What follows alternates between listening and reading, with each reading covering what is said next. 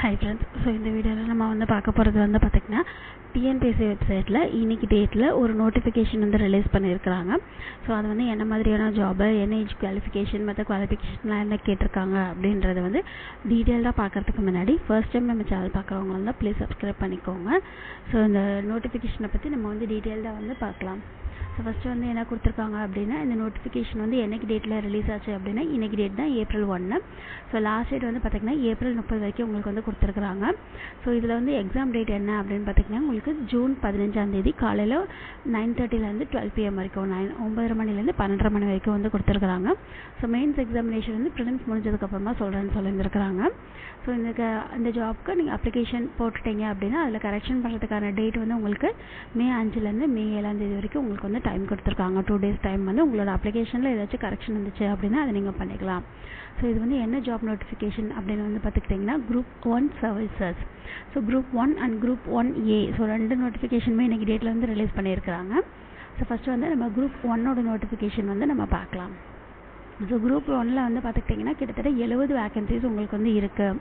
So 70 vacancies வந்து என்னென்ன vacancies அப்படின்னு பார்த்துக்கிட்டிங்கன்னா deputy collector 28, deputy superintendent of police 7, assistant commissioner commercial tax. So இதில் வந்து 19 வேகன்சிஸ் இருக்குது.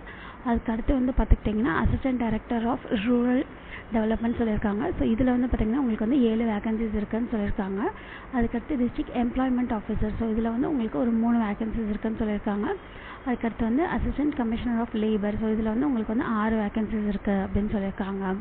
ஸோ இதில் வந்து பார்த்துக்கிட்டிங்கன்னா மொத்தமாக உங்களுக்கு 70 வேகன்சிஸ் இருக்குது அப்படின்னு சொல்லியிருக்காங்க. ஸோ இது வந்து Group 1 அந்த சர்வீசஸ் இருக்கு இல்லைங்களா, ஸோ அதில் உள்ள வேகன்சிஸ். இதில் வந்து பே லெவல் பார்த்திங்கன்னா லெவல் 22 அப்படின்னு சொல்லியிருக்காங்க. ஸோ அதை பேஸ் பண்ணி உங்களுக்கு வந்து பே ஸ்கேல் வந்து இருக்கும் அப்படின்னு சொல்லியிருக்காங்க.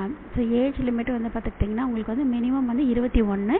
இந்த மினிமம் ஏஜ் வந்து எல்லா போஸ்ட்டுக்குமே. ஸோ இந்த Group 1ல் நீங்கள் எந்த போஸ்ட்டுக்கு அப்ளை பண்ணுறதா இருந்தாலுமே உங்களுக்கு வந்து குறைஞ்சது 21 வயசு முடிஞ்சிருந்துருக்கணும், ஒரு டிகிரி முடிச்சிருந்துருக்கணும். அப்படின்னா மட்டும்தான் உங்களால் Group 1க்கு வந்து அப்ளை பண்ண முடியும்.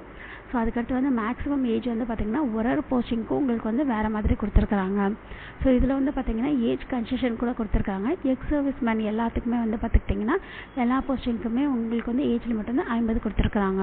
ஸோ டெஸ்டிடியூட் வீடியோவில் வந்து பார்த்திங்கன்னா ஃபஸ்ட்டு ஒரு 3 போஸ்டிங்க்கு உங்களுக்கு வந்து 3 போஸ்டிங்க்கு உங்களுக்கு வந்து 39 வந்து கொடுத்துருக்குறாங்க. ஸோ அதுக்கு அடுத்த போஸ்டிங்க்கு வந்து பார்த்திங்கன்னா 40 கொடுத்துருக்குறாங்க. ஸோ அதுக்கடுத்து மீதி இருக்கிற எல்லா போஸ்டிங்குமே உங்களுக்கு வந்து 39 ஏஜ் வந்து கொடுத்துருக்குறாங்க. ஸோ அதுக்கடுத்து வந்து பார்த்திங்கன்னா மற்ற போஸ்டிங்லாம் வந்து பார்த்திங்கன்னா டெப்யூட்டி கலெக்டர், அப்புறம் வந்து deputy superintendent of police, assistant commissioner. So இதுக்கெல்லாம் வந்து பார்த்திங்கன்னா உங்களுக்கு வந்து 34 வயசு கொடுத்துருக்குறாங்க. ஸோ இதிலே வந்து பார்த்திங்கன்னா உங்களுக்கு பிஎல் டிகிரி முடிச்ச கேண்டிடேட்ஸ் இருப்பாங்க இல்லையா, ஸோ அவங்களுக்கு வந்து பார்த்திங்கன்னா 35 வந்து ஏஜ் கொடுத்துருக்குறாங்க. ஸோ டிசபிலிட்டி இருக்கிறவங்களுக்கும் தனியாக அவங்களுக்கு வந்து ஏஜ் லிமிட் வந்து கொடுத்துருக்குறாங்க. ஸோ அதுக்கடுத்து உங்களுக்கு வந்து என்ன கொடுத்துருக்காங்க அப்படின்னா பிசி, எம்பிசி. ஸோ இவங்களுக்கான ஏஜ் லிமிட் வந்து ஏஜ் கன்செஷன் வந்து கொடுத்துருக்குறாங்க. ஸோ உங்களுக்கு ஏஜ் ரிலாக்ஸேஷன் தேவைப்பட்டுச்சு அப்படின்னா ஸோ இதை நீங்கள் வந்து செக் பண்ணியிருந்துக்கலாம். அதுக்கடுத்து வந்து பார்த்திங்கன்னா உங்களுக்கு வந்து எஜுகேஷனல் குவாலிஃபிகேஷன் வந்து கொடுத்துருக்குறாங்க. So deputy collector, deputy superintendent of police. So இந்த டிகிரிஸ்க்கு இந்த குவாலிஃபிகேஷனுக்கு வந்து உங்களுக்கு வந்து என்ன குவாலிஃபிகேஷன் வந்து கேட்டிருக்கிறாங்க அப்படின்னு பார்த்திங்கன்னா ஒரு டிகிரி முடிச்சிருந்துருக்கணும் அப்படின்னு சொல்லியிருந்துருக்குறாங்க. ஸோ அதுக்கடுத்து அசிஸ்டன்ட் கமிஷனர், இது வந்து கமர்ஷியல் டேக்ஸ் இல்லைங்களா. ஸோ இதில் வந்து பார்த்திங்கன்னா உங்களுக்கு வந்து பிகாம் டிகிரி, அதுக்கப்புறம் வந்து பிஎல் டிகிரி அது எல்லாம் முடிச்சுட்டு அப்புறம் டிப்ளமோ இன் டாக்ஸேஷன்லாம் அப்படின்னு சொல்லியிருக்காங்க. ஸோ இதெல்லாம் முடிச்சவங்களுக்கு வந்து ப்ரிஃபரன்ஸ் தரதா மென்ஷன் பண்ணியிருந்துருக்குறாங்க. ஸோ அதுக்கடுத்து வந்து செகண்ட் வந்து பிகாம் அண்ட் பிஎல். ஸோ அது வந்து முடிச்சவங்களுக்கு சொல்லியிருக்காங்க. தேர்ட் ப்ரிஃபரன்ஸ் வந்து பார்த்திங்கன்னா பிகாம் அல்லது பிஎல், அதுக்கப்புறம் வந்து பார்த்திங்கன்னா டிப்ளமோ இன் டாக்ஸேஷன்லாம் அப்படின்னு சொல்லியிருக்காங்க. ஸோ ஃபோர்த் வந்து பார்த்திங்கன்னா candidate who hold BCom degree or BL degree அப்படின்னு சொல்லியிருக்காங்க. ஸோ இதெல்லாம் முடிச்சவங்களுக்கு வந்து இந்த 1 2 3 4 ஃபஸ்ட்டு, செகண்டு, தேர்டு, ஃபோர்த்தெல்லாம் கொடுத்துருக்காங்க இல்லையா, அவங்களுக்குலாம் வந்து இந்த ஜாப்க்கு வந்து ப்ரிஃபரன்ஸ் கொடுக்குறதா மென்ஷன் பண்ணியிருந்துருக்குறாங்க.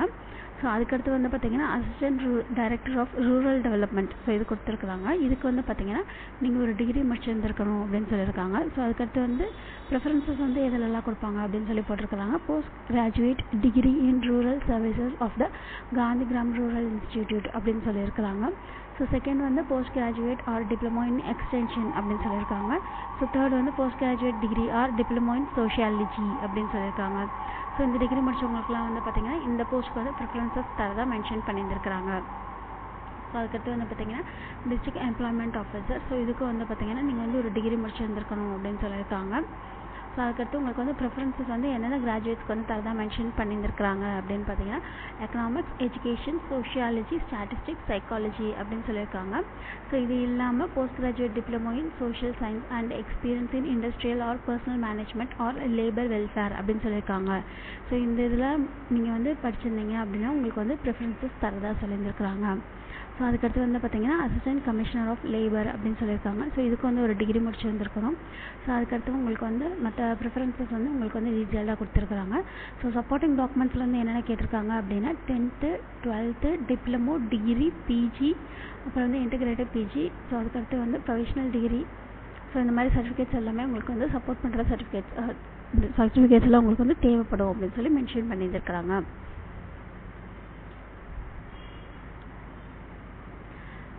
ஸோ அதுக்கடுத்து வந்து என்ன கொடுத்துருக்குறாங்க அப்படின்னா மெடிக்கல் அண்ட் ஃபிசிக்கல் ஸ்டாண்டர்ட்ஸ் வந்து டீட்டெயில்ஸ் வந்து உங்களுக்கு வந்து கொடுத்துருக்காங்க. ஸோ ஸ்டாண்டர்ட் ஃபார் விஷன் அப்படின்னு சொல்லியிருக்காங்க. ஸோ கண் பார்வை இருக்கு இல்லைங்களா, அது ரிலேட்டடாக உங்களுக்கு வந்து கொடுத்துருக்காங்க.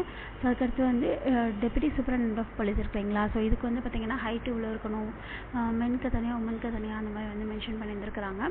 ஸோ அதுக்கடுத்து வந்து செஸ்ட் மெஷர்மெண்ட் வந்து கொடுத்துருக்காங்க. மென்ஸ்க்கு தனியாக, உமனுக்கு வந்து அதெல்லாம் கிடையாது.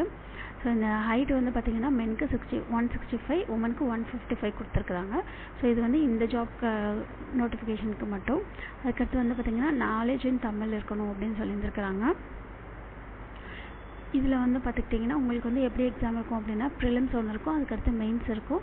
ஸோ அதுக்கடுத்து உங்களுக்கு வந்து இன்டர்வியூ இருக்கும் அப்படின்னு சொல்லியிருக்காங்க. ஸோ பிளான் ஆஃப் எக்ஸாமினேஷனில் வந்து உங்களுக்கு என்ன கொடுத்துருக்குறாங்க அப்படின்னா preliminary examination, mains examination, interview. So preliminary பார்த்திங்கன்னா உங்களுக்கு வந்து 1 மார்க்காக இருக்கும். மெயின்ஸ் எக்ஸாமினேஷன் பார்த்திங்கன்னா உங்களுக்கு வந்து டெஸ்கிரிப்டிவ் டைப்பாக இருக்கும். ஸோ இது ரெண்டுலேயும் செலக்ட் பண்ணிங்க அப்படின்னா செலக்ட் ஆனதுக்கப்புறமா தான் உங்களுக்கு வந்து இன்டர்வியூ வந்து வைப்பாங்க அப்படின்னு சொல்லியிருந்திருக்காங்க. ஸோ ப்ரிலிம்ஸில் செலக்ட் ஆனதுக்கப்புறமா தான் உங்களுக்கு வந்து மெயின்ஸ்க்கான டேட் வந்து அனௌன்ஸ் பண்ணுவாங்க. ஸோ இந்த டீட்டெயில்ஸ் எல்லாம் நீங்கள் வந்து செக் பண்ணிக்கோங்க. ஸோ இதுலேயே உங்களுக்கு வந்து பார்த்துக்கிட்டிங்கன்னா உங்களுக்கு சிலபஸ் கூட இதுலேயே அட்டாச் ஆகிருக்கு. ஸ்கீம் ஆஃப் எக்ஸாமினேஷன் வந்து கொடுத்துருக்குறாங்க. ஸோ இது வந்து ப்ரிலிம்ஸ்க்கு மேக்ஸிமம் வந்து 300 மார்க்ஸ், 3 ஹவர்ஸ் உங்களுக்கு வந்து எக்ஸாமினேஷன் நடக்கும். இது வந்து அப்ஜெக்டிவ் டைப்பு, நீங்கள் வந்து OMRல எழுதணும் அப்படின்னு சொல்லி மென்ஷன் பண்ணியிருக்காங்க. ஸோ டிகிரி ஸ்டாண்டர்ட்லேருந்து ஒரு 175 கொஸ்டின்ஸ் வரும். அதுக்கடுத்து வந்து உங்களுக்கு 10th ஸ்டாண்டர்ட்லேருந்து உங்களுக்கு வந்து அந்த பேஸில் உங்களுக்கு வந்து ஒரு 25 கொஸ்டின்ஸ் உங்களுக்கு வந்து வரும். ஸோ டோட்டலாக உங்களுக்கு வந்து பார்த்திங்கன்னா 200 கொஸ்டின்ஸு, மேக்ஸிமம் மார்க்ஸ் வந்து 300 மார்க்ஸ். மொத்தம் உங்களுக்கு டைமிங் வந்து 3 மணி நேரம் அப்படின்னு சொல்லி மென்ஷன் பண்ணியிருக்காங்க. ஸோ இதுக்கடுத்து வந்து பார்த்திங்கன்னா மெயின்ஸ் எக்ஸாமினேஷன் பற்றி உங்களுக்கு வந்து தெளிவாக கொடுத்துருக்குறாங்க. ஸோ பேப்பர் 1 வந்து தமிழ் எலிஜிபிலிட்டி டெஸ்ட்டு. ஸோ இது வந்து உங்களுக்கு 10th ஸ்டாண்டர்டில் இருக்கும் அப்படின்னு சொல்லியிருக்காங்க. ஸோ இதுக்கு வந்து பார்த்திங்கன்னா உங்களுக்கு 100 மார்க்ஸ், 3 மணி நேரம் இருக்கணும் அப்படின்னு சொல்லியிருக்காங்க. So paper 2, paper 3, paper 4. So இது எல்லாமே வந்து பார்த்திங்கன்னா ஜென்ரல் ஸ்டடீஸ் ரிலேட்டடாக வரும். இது எல்லாமே பார்த்திங்கன்னா உங்களுக்கு டிகிரி ஸ்டாண்டர்டில் இருக்கும் அப்படின்னு சொல்லியிருக்காங்க. ஸோ மேக்ஸிமம் மார்க்ஸ் வந்து 250 மார்க்ஸ். ஸோ இதுக்கு வந்து 3 ஹவர்ஸ் நீங்கள் வந்து எழுதணும். இது எல்லாமே வந்து டெஸ்கிரிப்டிவ் டைப் அப்படின்னு சொல்லியிருக்காங்க. ஸோ இந்த டீட்டெயில்ஸ் எல்லாம் உங்களுக்கு வந்து செக் பண்ணிக்கோங்க. இதுக்கு வந்து ஆன்லைனில் மட்டும்தான் உங்களுக்கு வந்து அப்ளை பண்ண முடியும். ஸோ ஃபஸ்ட்டு வந்து நீங்கள் வந்து 1 டைம் ரெஜிஸ்ட்ரேஷன் நீங்கள் வந்து முடிச்சிருந்துருக்கணும். அதுக்கப்புறமா தான் நீங்கள் வந்து இதுக்கு போய்ட்டு ஆன்லைனில் அப்ளை பண்ண முடியும். ஸோ டிஎன்பிஎஸ்சியோட அஃபிஷியல் வெப்சைட் இருக்கு இல்லைங்களா, ஸோ அதில் வந்து நீங்கள் போய்ட்டு நீங்கள் வந்து அப்ளை பண்ணணும். இதில் முன்னாடி உங்களுக்கு ஃபோட்டோ சிக்னேச்சர்ஸ் இது எல்லாமே நீங்கள் வந்து ரெடி பண்ணி வச்சுக்கணும் அப்படின்னு சொல்லியிருக்காங்க. ஸோ ஃபோட்டோ வந்து இந்த மாதிரி ஒயிட் பேக்ரவுண்டில் இருக்கணும். இவங்களே எவ்வளோ சென்டிமீட்டர்ஸில் அப்படின்னு சொல்லி மென்ஷன் பண்ணியிருந்துருக்காங்க. ஸோ ஃபோட்டோஸில் கீழே உங்களோட நேமு, நீங்கள் வந்து டேட்டு எல்லாமே மென்ஷன் பண்ணியிருக்கணும் அப்படின்னு சொல்லியிருக்காங்க. ஸோ இது வந்து ஒரு சாம்பிள் ஃபோட்டோ. இந்த மாதிரி நீங்கள் வந்து ஒரு ஃபோட்டோ ரெடி பண்ணிக்கோங்க இந்த எக்ஸாமுக்கு அப்ளை பண்ணுறதுக்கு முன்னாடி. அதுக்கப்புறம் வந்து பார்த்தீங்கன்னா சிக்னேச்சர் கூட நீங்கள் வந்து எழுதி நீங்கள் வந்து ஒரு ஸ்கேன் காப்பி எடுத்து வச்சுக்கணும். ஸோ இது எல்லாமே உங்களுக்கு வந்து இந்த எக்ஸாமுக்கு அப்ளை பண்ணுறதுக்கு உங்களுக்கு வந்து யூஸ் ஆகும். ஸோ எக்ஸாமினேஷன் சென்டர், அதுக்கப்புறம் வந்து கோடெல்லாம் கொடுத்துருக்குறாங்க. இதெல்லாம் நீங்கள் வந்து டீட்டெயில்டாக செக் பண்ணிவிட்டு உங்களுக்கு வந்து எந்த சிட்டி வேணும், எந்த டிஸ்ட்ரிக்ட் வேணுமோ அதை நீங்கள் வந்து அந்த சென்டர் கோடு நீங்கள் வந்து மறக்காமல் ஞாபகம் வச்சுக்கோங்க. நீங்கள் வந்து நோட் பண்ணி வச்சுக்கோங்க. ஸோ உங்களுக்கு வந்து அப்ளை பண்ணும்போது உங்களுக்கு வந்து யூஸ் ஆகும். ஸோ இந்த டீட்டெயில்ஸ் எல்லாம் செக் பண்ணி இந்த எக்ஸாம் வந்து அப்ளை பண்ணுங்கள். ஸோ இதுலேயே குரூப் 1A இருக்கு இல்லைங்களா, ஸோ இதுக்கு முன்னாடி நம்ம பார்த்தது வந்து குரூப் 1.